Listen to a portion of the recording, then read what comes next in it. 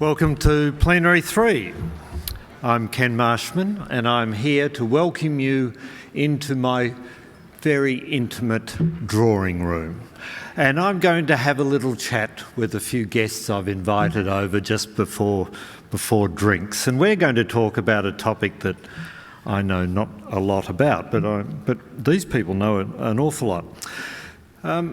We're told by KPMG that there is a wave of mergers, fund mergers is imminent.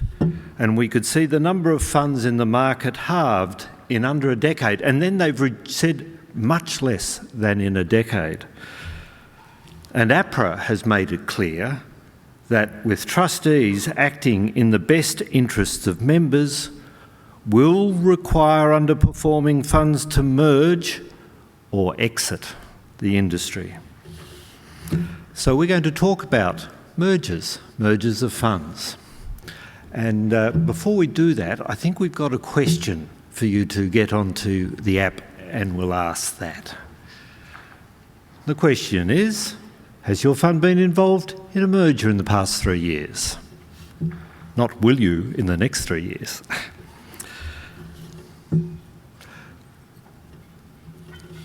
While those scores are coming up, we have around the fireplace in the lounge chairs 13 mergers experienced, and I have none. I know nothing about mergers of super funds, but I know something about marriage. And I could think of 4 sorts of marriages. There are marriages through love. There are marriages of convenience, there are arranged marriages, and sometimes there are shotgun marriages. This is all relevant to us today because I wish to welcome our panel and my guests sitting around the fire. At the far end, I have the matchmaker of marriages. I think he probably has brought more funds together and discussed all the processes of getting ready to walk down the aisle than many in this room. So, to the matchmaker, David Coogan, thank you for joining us. Next, we have the fiancé, who's recently announced his intent to get married with VicSuper, a $20 billion fund looking to form a permanent conjugal relationship with First State Super of $90 billion. Michael, welcome to the drawing room. And then we have Muriel. Muriel loves getting married. She just loves marriages. Muriel has been married 3 times already. She has lost a couple along the way, and now she is again looking for suitors to get married again. So Naomi Edwards, the chair of Tasplan, welcome also. And here are some answers. Well, there we have it. I'm going to move by the fireplace.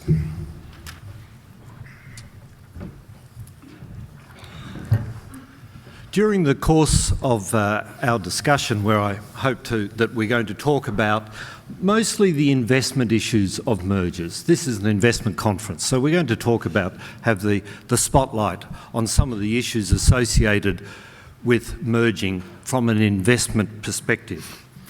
And I encourage you, please, to put questions forward and on the app as we do, and also there will be an opportunity later on to stick up your hand and ask questions of this august panel. Michael, let me start the ball rolling with you. You're in discussions, as we spoke about, you're the fiancé. Why did you decide to get married? Thanks, Ken. So yes, we are in the dating phase, I guess. I think we've had on the public record VicSuper's view about the benefits of scale, and my board are very, very focused on that, and the opportunity for looking for mergers has been part of our strategy for the last 4 or 5 years, and some people in this room know we've had conversations.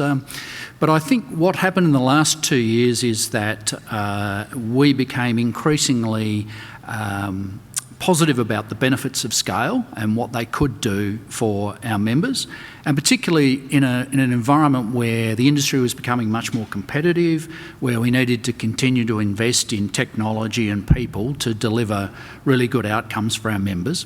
But also the opportunity, even though we were a now $24 billion fund, the opportunity to get greater scale on the investment side and access to asset classes or assets that perhaps we couldn't take a meaningful stake in given our size. So we wanted to seriously consider the opportunity for a merger, and we were well aware from the preliminary workings we've done on evaluating a number of options that the benefits tend to flow to the smaller fund in a merger situation.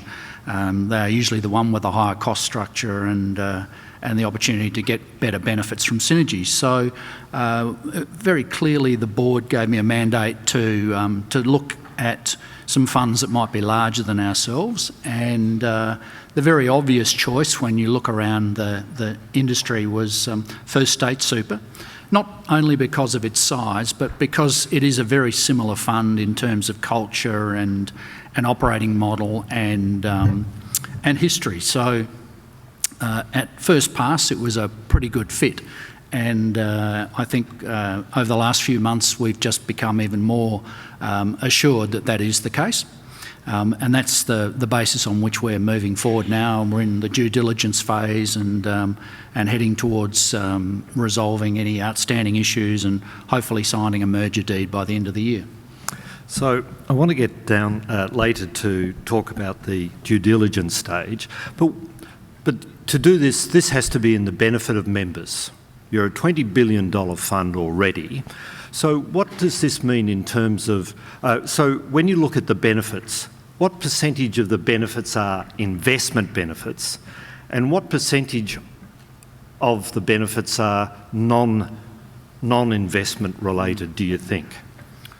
Look, I think the preliminary business case we've done suggests that the investment benefits could be up to 50% of the total benefits available, and that's just through basically the cost savings that we see and scale benefits we see.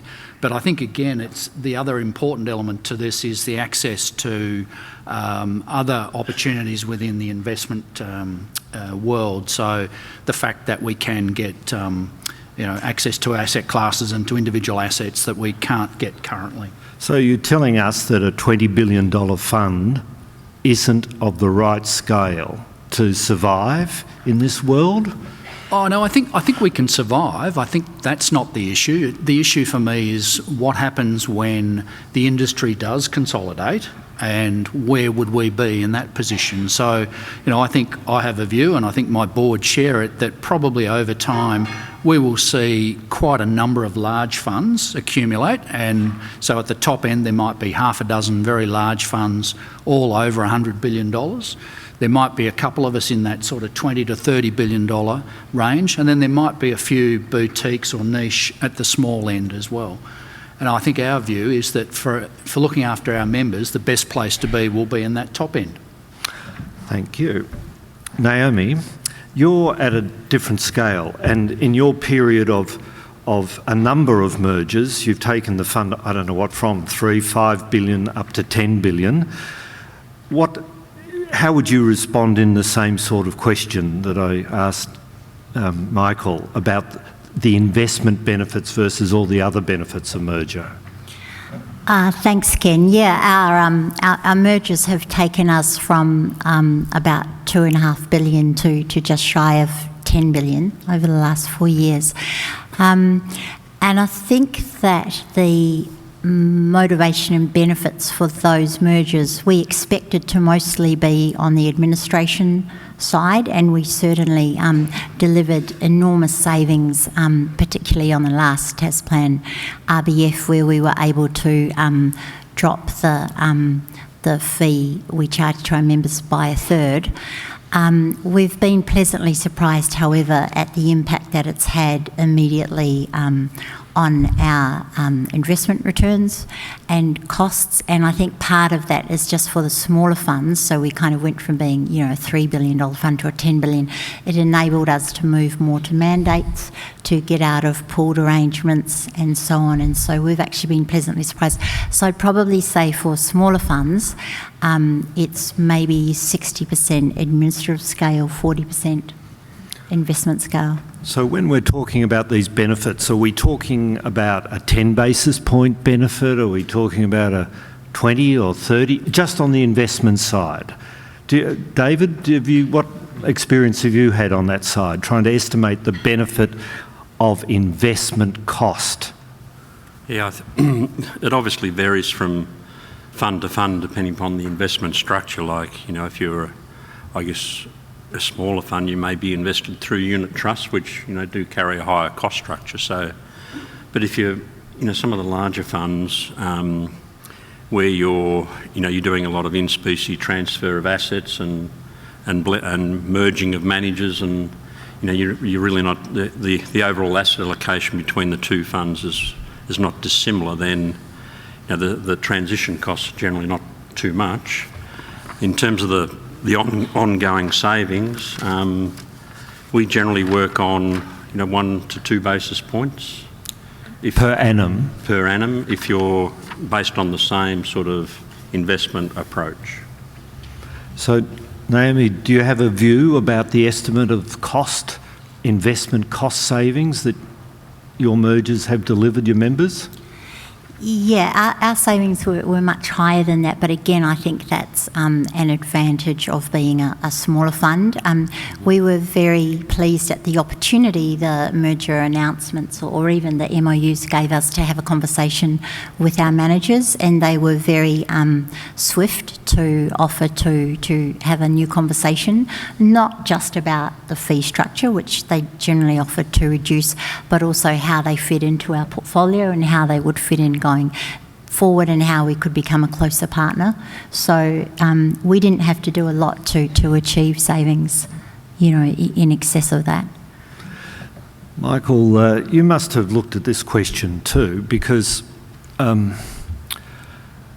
my experience is that when people are managing money, the more money they get, the harder it is sometimes to find good opportunities. The transaction costs of investing are higher. If you want to get out in a hurry, it's much harder to get out. So did your board look at the potential that there are actually diseconomies of scale, moving from 20 to 110 just on the investment side, that this actually, hold on, be careful what you wish for. Yeah, it's a good point. I think we have considered that at a pretty high level, I'd have to say, because I think every fund's circumstances are different. But I do think one of the advantages in our particular merger is that First State does have some experience in internalisation, fairly small at this stage, embryonic. But we saw that as an attractive opportunity, because I think at some point a fund of 20 plus billion starts to need to think about whether it should be internalising any of its funds management activities. So we saw that as a positive opportunity. Yeah. It must be a question, David, though, that comes up, that people, is there a scale by which you get so big that this merger thing is actually going in the opposite direction? Have you ever seen that? Have you witnessed that? Or is the wave of desire to achieve a merger just swamping all of that? No, I think, in the experience that I've had with mergers over the years, there's always been an upside benefit on both the investment management side and the administration side. So, a lot of it gets down to, how different are the different investment portfolios and managers and things. So it's just, how you manage that transition.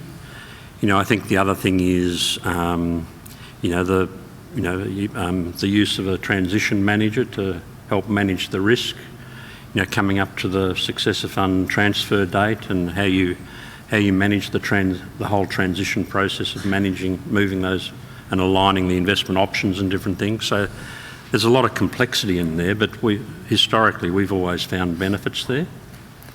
And Naomi's touched on the administration side and the trustee side, and Michael as well. Like generally where the smaller fund generally benefits a lot more because they don't have the same scale benefits as a larger fund, particularly in the current environment where the fixed costs of running a fund are becoming a lot more in terms of the regulatory and other requirements that are being brought in into the industry.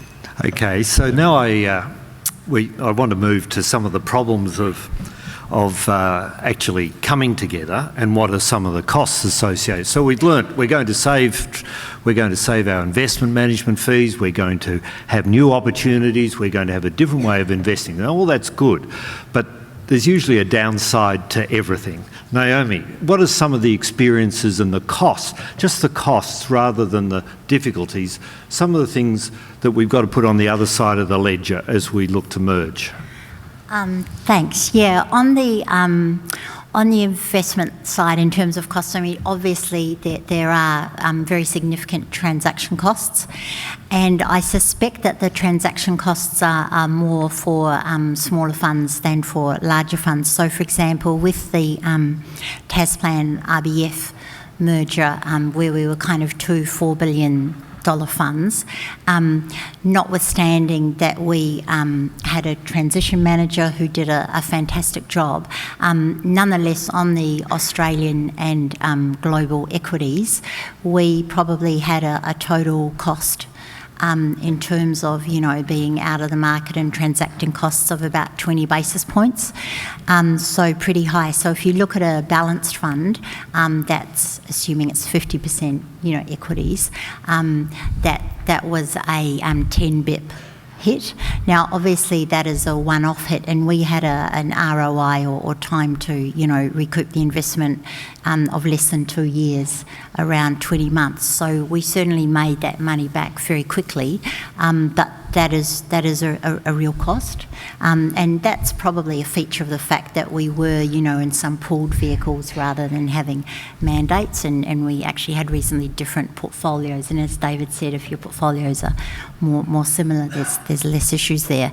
So we had about 10 bips from that.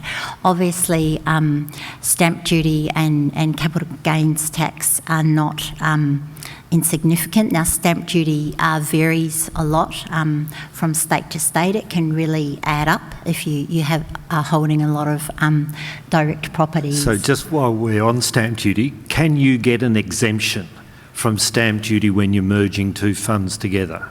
It's very hard, and the treasuries will just keep saying no. And even in Tasmania, where we had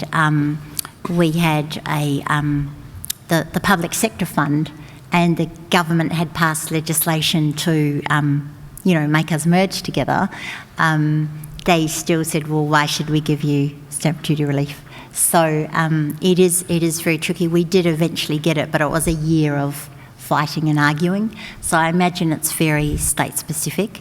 So that can really cost a lot. Obviously, with that, the key issue is to get the successor fund transfer working in the right direction. And so the advice that you get from your advisors around the stamp duty implications should be a key driver of which way the SFT goes. And then, of course, it depends what kind of vehicles you're in. And again, for the smaller funds, if you're in, pooled vehicles, you've got bid offer spreads and so on that cost you. So there is you will see that come through your returns, after you do a merger. It's a one-off. It washes out very quickly. With us, we'd recouped it within 2 years, but it's something that you have to manage. Thank you. So we've got stamp duty cost, we've got transactions cost and transition, we've got... is capital gains tax, as I said, I know nothing about this. Do we have to pay, do merging partners have to pay capital gains tax, David? There's currently rollover relief on merging of funds for capital gains, so generally you're okay on that. So what other costs might there be other than those that Naomi has mentioned? One comes to mind about franking credits and loss of franking credits that might arise out of the 45-day rule. So that's another one that's another one to manage from a timing point of view. That's correct. I guess there could be, there's, how you bring together the custody side of the business. Whether you've got any contracts that go for a longer period. They're things to consider, but generally speaking, there aren't too many other transaction costs. Michael, you got anything else to add on that? You're halfway through due diligence, so... Look, I think it probably more generic around mergers, but not necessarily just for the investment side, but people and technology are big costs, so redundancies where, you're trying to right-size, but also getting out of legacy systems, merging or integrating disparate systems, those sorts of things. You can spend some big coin pretty quickly there.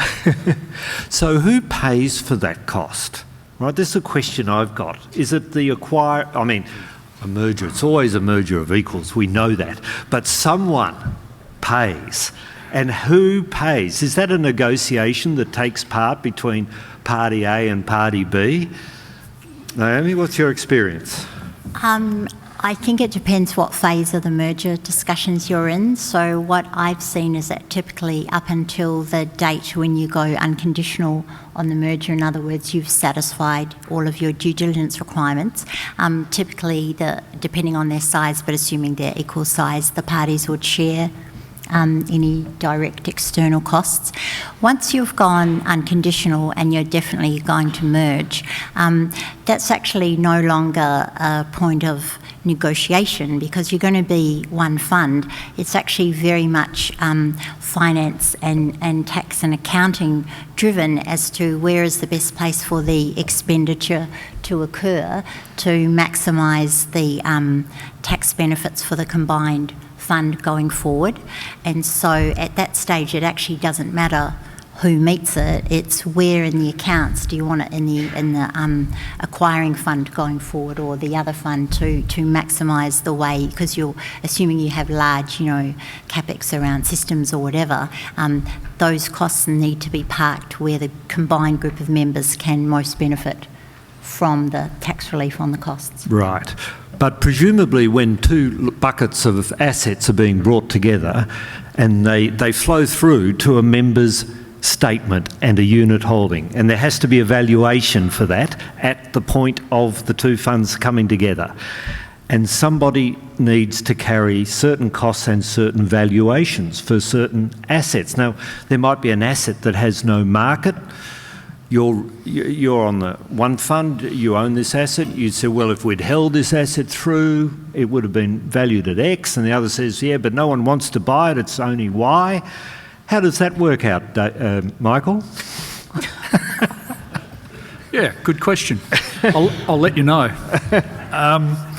Well, yeah, I think the principles that both parties, in our case, have approached this on is that both funds should have a fairly stated balance sheet at merger date. And so we are in the middle of due diligence, and part of that function is very much about looking at the valuation of unlisted assets and tyre kicking pretty hard to make sure we're comfortable with valuations, and the same is happening on their side. And then the other aspects of it, so things like provisioning for these one-off costs or writing down technology now because it's really not going to be that useful going forward. They're the sorts of things that we're looking to have conversations about before we sign the merger deed. But you do need to, you are up to that stage of signing it. You can only look after your own members, not the accumulated members. So, because if it fails, you'll be up for it, I guess. Naomi, you've been through some discussions that didn't end up in a merger, and David must have as well. I'd like to sort of engage you both on the topic of why, if there are, from an investment perspective, what are the reasons that makes a merger really work well and those where it doesn't? If there are aspects of...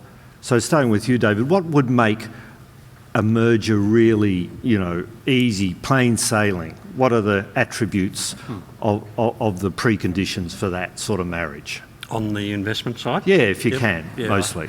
I think, in terms of investment philosophy and approach, there's consistency, general consistency there, like, if you have a completely different investment approach in terms of, let's say 100% indexed versus 100% active, then you've got to, it's not going to work. So you've got to work out which way you're going to go. So that'll be number one. I think the other one is around number of different investment options and the mix, the asset allocation mixes in those options. So to the extent that they dovetail together, that certainly makes a merger a lot easier. On the overall, in terms of the asset allocation that I touched on, like the level of unlisted assets, private equity assets, I think the way the industry values at fair value, market value is, it's a well-worn path, and we heard this morning IFM revaluing every quarter for their unlisted assets. So, I think, the industry is pretty good from a valuation point of view. Then you sort of get down to you've touched on the one-off costs, and, generally you can manage those, and,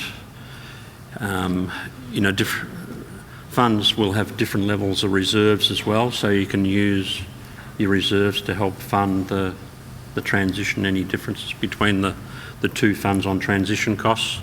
One thing to think about, I think, is, which fund will benefit the most. So should they wear more of the transition costs, the one-off costs of transition? And what's the sort of payback period on one-off transition costs? So they're the sorts of things that we work with trustees on to answer some of those questions. I'll come to Naomi soon. Thank you. But you raised the question. I hadn't thought about what you do with reserves and whether you distribute them the minute before you sign the document. But anyway, Naomi, what about issues where there could be, from an investment perspective, where things don't work? Have you got any insights on that? No, but I do think that, of course I'm not going to answer that. I do think that where you have similar performance histories, it makes it a lot easier to do a merger. So it doesn't actually matter whether you're both consistent first quartile performers or both third quartile or both fourth quartile. I think if you've got similar performance histories, that's actually easier, and that's been the experience that we've had in our mergers. I think it would be very difficult, and this really comes to questions around APRA and ASIC's approach to mergers, is if you've got a fourth quartile performance, merging into a first quartile, then hopefully it's just going to be a takeover rather than a merger, if that's the case. But you really have to deal with that. I think the key is to be really comfortable about the valuation policies of both funds, and check that they're similar and that they've been similar, and that you're really comfortable around the DD. I think as long as you're both first or second quartile or whatever, it really doesn't matter around the investments. You've got a good set of investments. So what if, here's a question, if one fund, although it's not that common, has a life cycle solution, a member, it's MySuper and its life cycle, and another doesn't, or one has a life cycle but a completely different sort of life cycle. Yeah. What do? Do you merge and have one combined life cycle, or do you run the two for quite a while? This is a very live issue for Tasplan. So when we did our merger with RBF, we just had a single default MySuper option, so a very typical balance fund, and RBF had a life cycle product. So we decided to go with RBF's life cycle product. We thought it was a great product, and that's a very easy change to make, and it's an easy journey to take your members on, because you say, look, you're going to get all these, extra things, and we're going to down risk you, we're going to look after you more tightly. And of course, in Tasmania, we tend to have, low balances and highly disengaged members. Where it becomes tricky is if, for example, in Tasplan's merger journey, if the next partner that we merge with does not have a life cycle product, and then if a fund were to be doing a merger with a fund where they were merging into a not life cycle product, it hasn't happened before in Australia, and it's a very actuarially, I'll put my actuary's hat on for a second, it is a very interesting proposition as to how you would actually manage. For example, do you put people out of MySuper into a choice product, and say, look, you're currently only at 40-60, you're going to have to move into choice. Do you just re-risk them? So if you re-risk them, what happens if 2 days after the merger date, where you've re-risked your older cohort, markets collapse? So there are incredibly complicated situations to move from a life cycle to compress that back to a single default strategy, and those questions are actuarially in investment terms challenging, and they're actually quite legally interesting. They're solvable, but you'd need a lot of good advice from your asset consultant, your managers and so on around that situation. Yeah. I should like to also, to the audience, thank you for sending through the questions. I'm trying to pick up as many as I can on the way through, and in a little while I'll have an opportunity for other questions directly from the floor, but keep them coming through. They're fantastic. So just on this precondition of merger, last sort of question, and maybe Michael, you could comment, just quick responses. Does it help or not to have a common custodian? Yep, it definitely helps. Helps a lot, because we're just working through that. We have different custodians, and the best estimate from everyone we've spoken to is it'll take us 6 months to shift custodians, and we'll probably be the ones shifting. So, yeah, definitely. Right. Does it help to have a common set of advisors and asset consultants? Is that an important matter? I think it's more cost effective and probably does help with the transition, but I wouldn't say it was absolutely necessary. Right. Next, does it help to have similar investment managers, the same? Is that material in your discussion? Yeah, it is actually, because we're going to be running our portfolio right through till SFT, which we think is June of next year. So, my team's got to maintain our portfolio. So if we do have common managers, it's helpful for us to be looking at who we might put additional money with, or who even might be new managers we might want to bring on. So sort of working closely together is helpful, I think. And finally, does it help or hinder, or how do you deal with questions of vestigial investments? Something that was important for you, like it was 1% of the portfolio when you bought it, it was a great asset, private equity. It is now 0.1% of the assets. What do you do with that? Well, take them out for a drink. Which and bit? Who? Have a rational conversation with those that are sponsoring the continuing on with it. And it is challenging, and my view is you've just got to come back to what's in the members' best interests at the end of the day. Do you really need to hold on to this asset? Is it better and more effective to turn it into cash before the merger, or do you want to just hang on to it and it still has a role in the portfolio? That's a great question. What's the answer? Do you sell it before merger, or do you wait for the combined body to clean up the portfolio? I think we would apply that test across a lot of our assets and say, really, what's going to be the transfer costs or of transitioning costs of moving some of those things across versus just converting them to cash. All right. Open. David, do you want to comment on that? Do you clean up your portfolio before or after? Yes, sometimes it's a bit of both. I guess in the due diligence sort of process, both funds are looking at each other's investments and assets and different things, and I still get reminded by through one successor fund transfer of some old assets that were inherited in the merger, and they still whinge at me about it, so there probably is a bit of a lesson there. Right, thank you, David.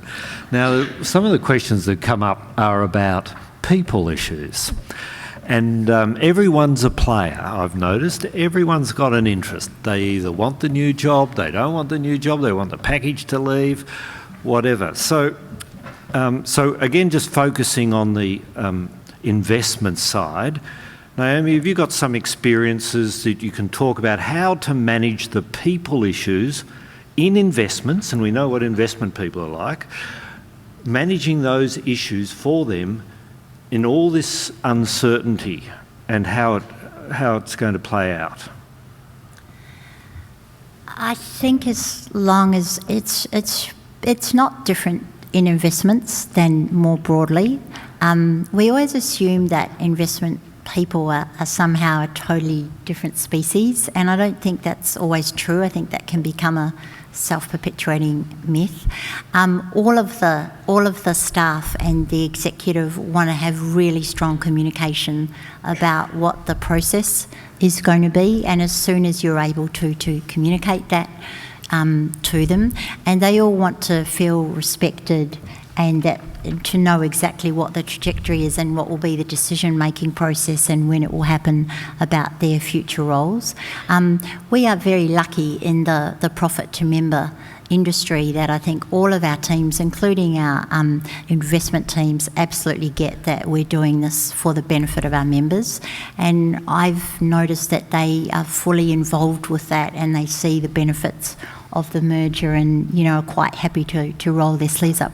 There is a really heavy burden on the investment team through the process, so you have to make sure that you give them the resources they need to cope with, BAU. As Michael said, his team's going to be managing their assets up to the final date. They can't afford to miss a trick, but there's going to be an enormous extra workload in terms of working out what are the products we're going to offer, who are going to be the managers going forward. You're completely revamping your portfolio. They just cannot do that with their in-house BAU resources and keep their eyes on the day-to-day investments. So you've got to invest early and heavily in additional resources to help with the project management on the investment side, get your asset consultant really involved and get the managers really involved early to actually help you kind of steer through to the big date or weekend where all the assets move across. Have you seen, in your experience, Naomi, have you actually seen that when you add the two together, the number of investment staff shrinks, stays the same, or actually increases? We had, we're at the small end of town, and so in pretty much all of our teams, the teams ended up somewhat larger. I mean, the savings really came out of the trustee boards and all of the overheads and all of the outsourced activities. Thank you, which sort of leads me, David, to the question about investment committees. There's Investment Committee A and Investment Committee B. Has this been an issue about who goes and how these things are settled? Yeah, so, I guess generally there's a broader issue there in terms of who the board will be of the new merged entity. So really I guess as a byproduct of that, the various committee roles are determined from that. So that's obviously a key thing to work through at an early stage to make sure that all the stakeholders are being managed there, because it obviously is a very difficult issue and one that needs to be worked through very carefully. Right, very carefully answered too. I've got lots of questions here that I'd like to address that focus beyond the investment side, and I'll put them to the committee. But are there any from the floor that the audience would like to ask?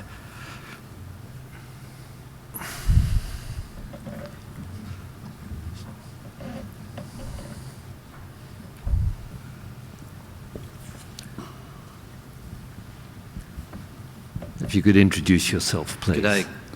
Graham Russell from VicSuper, and on 2 merger committees that merged 5 funds into 2 on the 1st of July 2008. A comment and a question in the same sentence, hopefully. Could you just comment on, and I think it's important for, a lot of this sounds really hard, and some of it is hard, but it doesn't all happen on the 1st of July or the 1st of December. So Michael mentioned before having different custodians.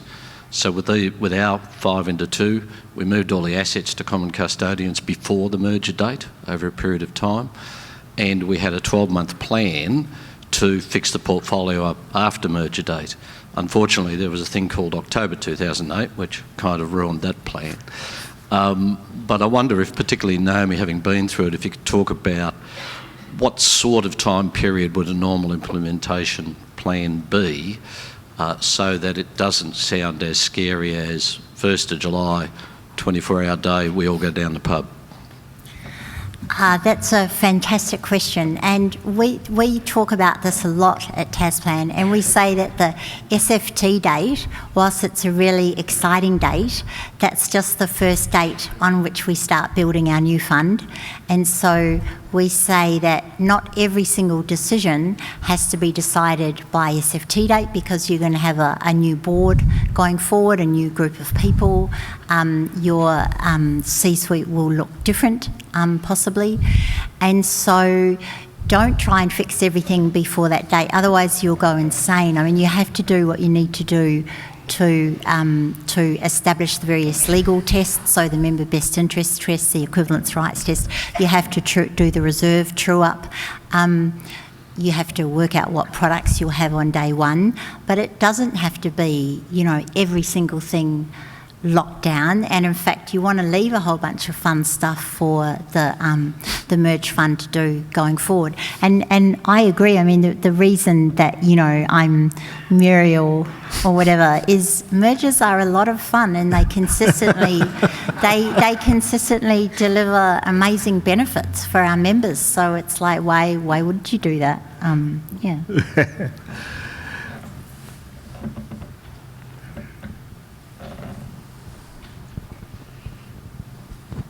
Thank you. It's Brendan Casey from REST.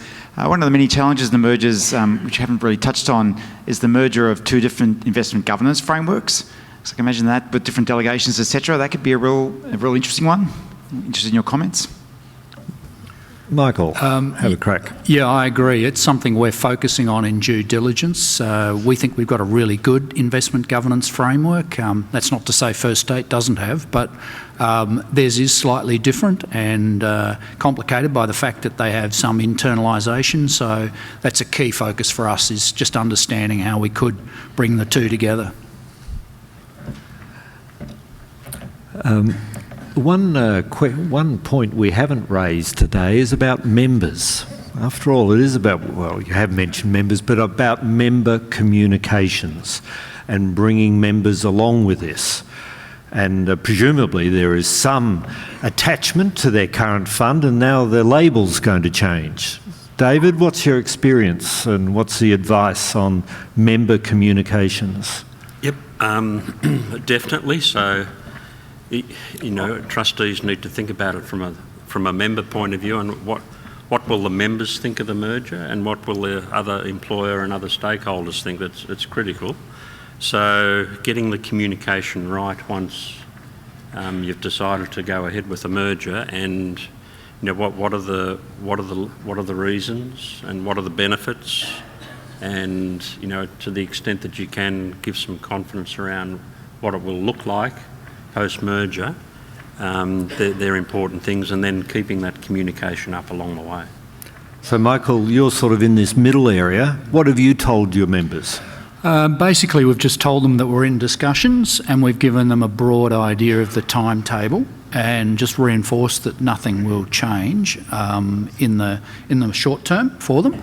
And then I think we'll plan to do more communication as we get closer to the SFT date, and at that point we should know a bit more about what will change. But one of the key things for us is that our merger is based on the working hypothesis that it'll be one fund but two divisions. So there'll be a First State division and a VicSuper division, which means our brand stays in place for a period of time, which was really important to my board and to myself and to the stakeholders and to our members. And we obviously have default status in Victoria, so we want to make sure that nothing disturbs any of that as well. So, and as a matter of interest, what has been the response from your members to that communication?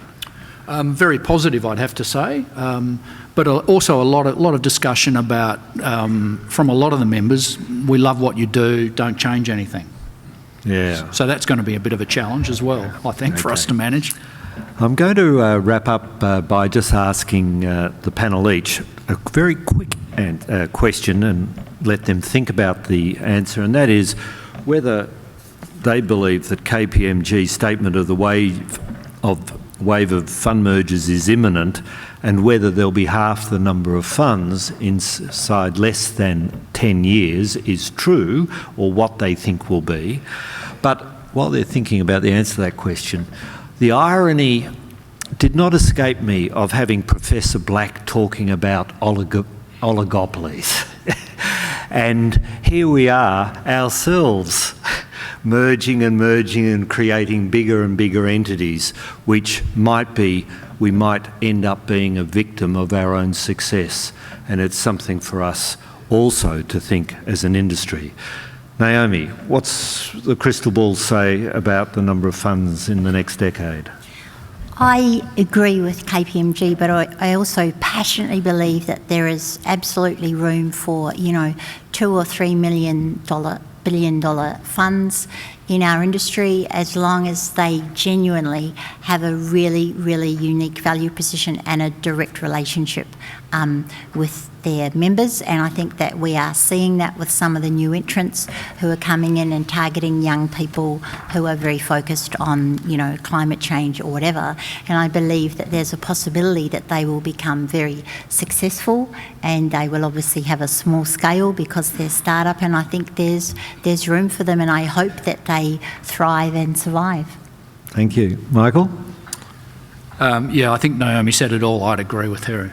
Absolutely. David? I don't, the enemy? Yeah. What did the enemy? You agree with the enemy? I don't disagree too much. I think, we can already see that there are a number of funds that are getting close to 200 bill in Australia, so you've really got to think what that means from a scale and benefit and cost, etc. point of view. Yeah, yes, there may be some scale there possibly, but if they can get those scale benefits and deliver on the benefits to members, then I think that's what you've got to be looking at. Then you'll have a whole range of funds, I guess in the short term that'll be 50 to 100 billion, not far under them.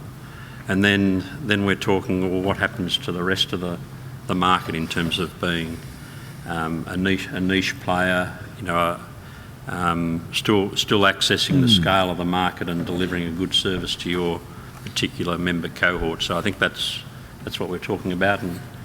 But I think there will be a lot of change because there's still over 200 funds out there, and a lot of them are really subscale.